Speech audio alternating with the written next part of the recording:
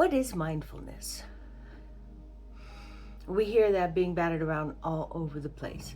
So we're going to talk about that today. Good morning and welcome to Ahzhension Studios. I am Ann Morrison and thank you for joining us for morning meditation. So, mindfulness.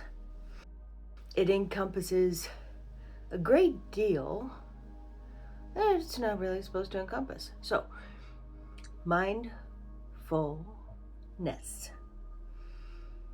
When you are fully concentrated and engaged in something, your mind is full of it. Whether it is creation, my favorite avenue, or meditation, or focus at work, or being present in nature, when your mind is entirely on what is going on at that moment, not pew, pew, pew, all over the place, but entirely in that moment. That is mindfulness, because your mind is full at that moment. And recognizing that we need these periods in every day is an important way to health. Even if what you're getting is something that you're getting at work by having a very good concentration level on the task that you're taking, you are being mindful. If your mindfulness is a meditation, like the guided meditations we do here, your mind is full of the topic and the steps and the experience as it is, and that is mindfulness. People want to say that mindfulness is a state of being. Well, yeah, it's everybody's state of being. Most of the time.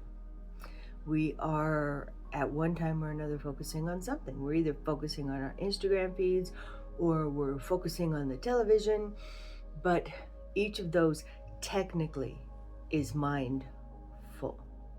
What people are referring to when they use this term most of the time is a holistic type of peaceful, healing, connecting thing. But the term is a full mind.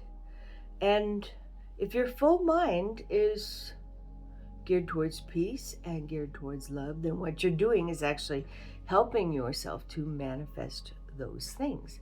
And when you take the time to step away from the busyness of everything, including all of your periods of mindfulness, that is when you enact your energy upon the entirety of energy and get some stuff done.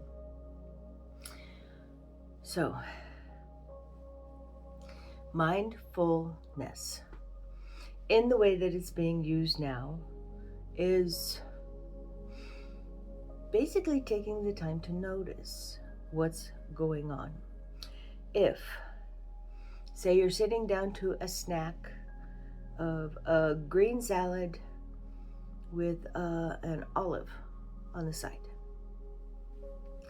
then the mindfulness practice would be to have your mind full of the activity. First of all, you notice the atmosphere of the table. You see the beauty of how things are set up. And you hear what's going on in the surrounding areas. You pick up a fork and you see its beauty and you feel its firmness. Notice its weight. Put it in the right position in your hand and notice how the lettuce crunches as the tines of the fork go into it. Maybe get a little spray of the moisture that is held within the lettuce as you are poking your fork into it. Then as you bring it up, you smell it, you look at it, and you put it into your body and you chew and masticate it and you swallow it. And all of these require checking in on every sense. This to me is presence. I am present and I am taking the time to notice everything and make a note to notice everything. Doing this for just 5 minutes, 10 minutes throughout the day, and sitting in nature, having a meal, in going about your daily business, taking a little break and paying attention is a very good health technique. And it is so simple and it is so quick. And you can get that wonderful boost of out there that helps to balance us as physical beings in a short dose. You find yourself full of anxiety, be present for 10 minutes in something else. And then all of a sudden, all that anxiety is gone until you decide to put it back. And I'm not a psychologist, so you can either look at this as a person who has tried it and it worked, or as I don't know what the hell I'm talking about, and either way is fine with me. Now, today, we're going to be present in the moment and present in the guided meditation. And we're going to spend time on breath. Breath only works, I think, especially for people with crazy going brains. It works because you can pull every aspect out of it, because you are noticing all of the different inner, outer curves and what have you. But as we get into this, you'll see. Okay, so mindfulness, presence, giving yourself a break, taking your brain off of something to be able to have a moment to manage your own emotional output. Huge, really huge. And we're going to do it in such a quick time, so fully, that this can turn into a very regular practice for you. And believe me, it's going to help your health immeasurably. And again, I'm not a doctor. I'm just a person who's done it and felt it.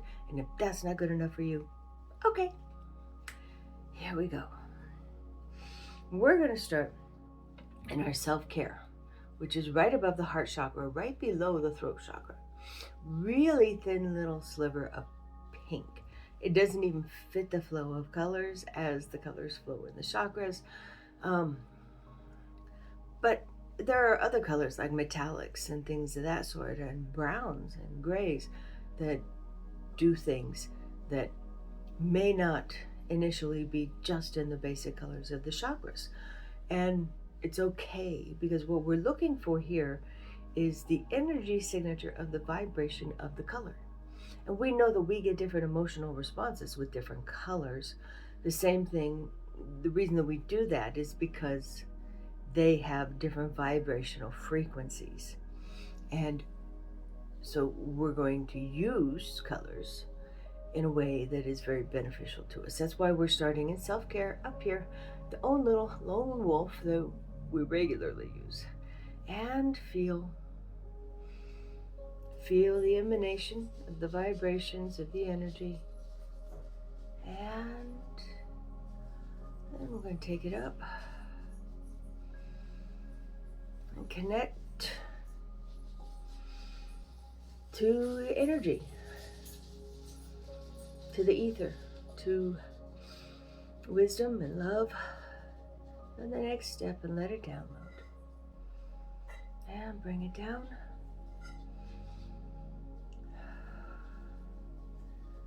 Heart, solar, sacral, root, and feet on the ground. Feel all the solidity of the particle bound, like us. Ground your body so that your electric system works better. Ears over hips, bring it back up. Stop here. Self-care. Go into Mind Palace. Calm the tornado.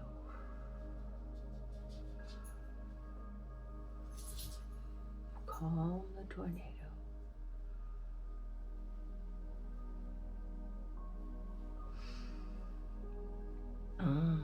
Okay. We're used to this Mind Palace room.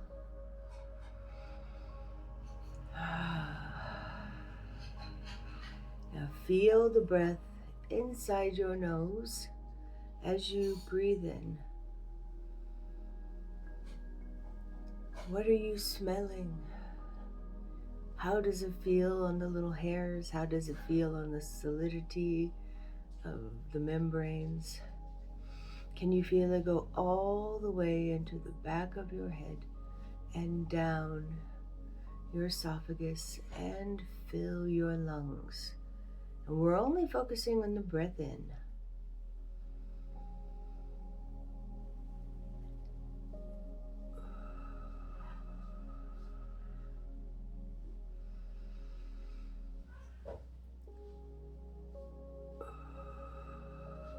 You feel your diaphragm moving with each breath.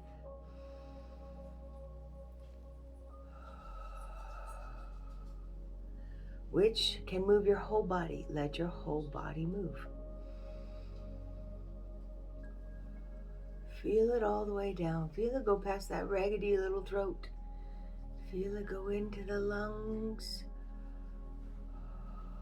Feel it come out. Let it come out your mouth. Now, imagine pink air in front of you. Close your eyes and pull in the pink.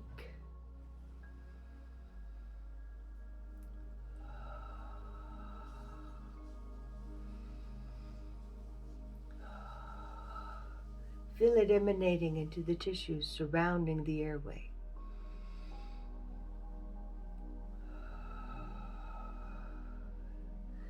Feel it healing everything on the way down and the way up.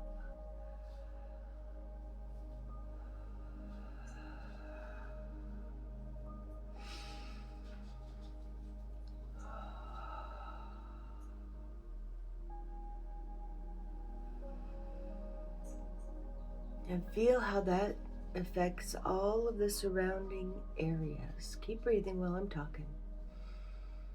How does that affect your nose, the skin of your face? How is it pulling on your upper lip? How is it changing the stressors around your eyes? How is it opening up your ears? How is it elongating your neck? How is it expanding your chest? How is it working your abdominals? Abdominals. And feel that pink fill you up. Pink is a sign of health. Now, it doesn't matter what skin tone you are.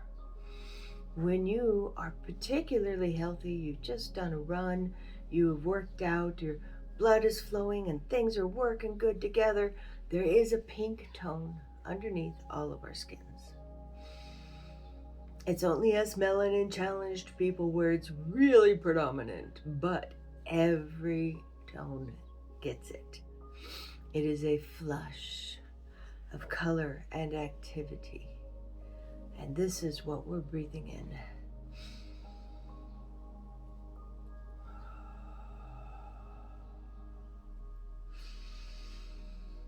Pink. Let's go right back up to the crown chakra. Feel the purple, indigo, turquoise, pink, green, yellow, orange, red. Feel the harmony of yourself as the connection between the energy and the particle.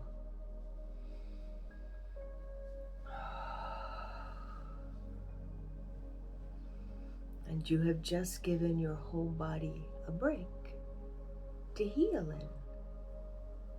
Namaste.